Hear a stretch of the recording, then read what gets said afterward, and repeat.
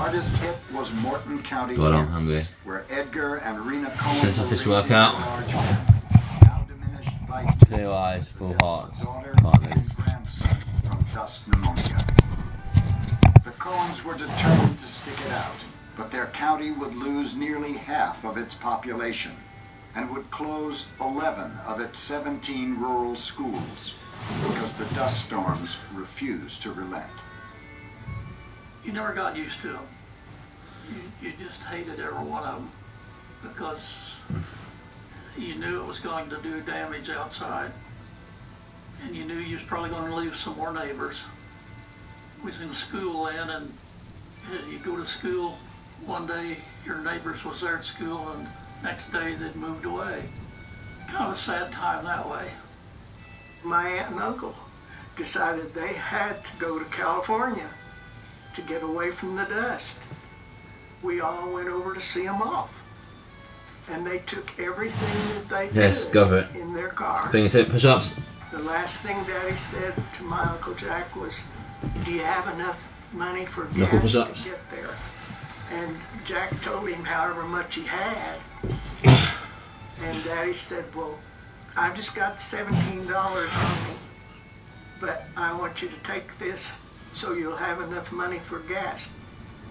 Those veins. Every day, all day long, those cars passed our house. They often stopped and asked for food. We didn't have very much, but my mother thought we were better off than other people palm push-ups because of the WPA, and she always fed them something. I still remember it was often bread and butter sandwiches, but it was something. She never, ever turned anybody down. When I was in 8th grade, we had a practical lesson in geography. How many people live in the district? And it was 100 people. Fingertip push-ups, try to do it unbalanced. Are in school, 25. And then my brother gets to the same place 10 years later. So my knuckles. How many people in the district? 25. How many kids in the school? Maybe 10. The rest of them left. But in the end, for every family that left the Dust Bowl, 3 families, 75% of the population, would hang on. Why didn't everybody leave? For a lot of these people, there was no other place to go. Oh God.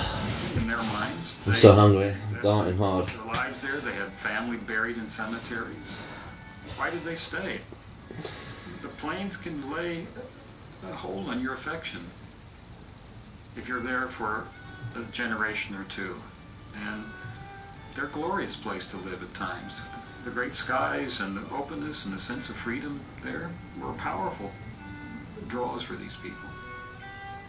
I cannot act or feel or think as if the experiences of our 27 years of life together had never been.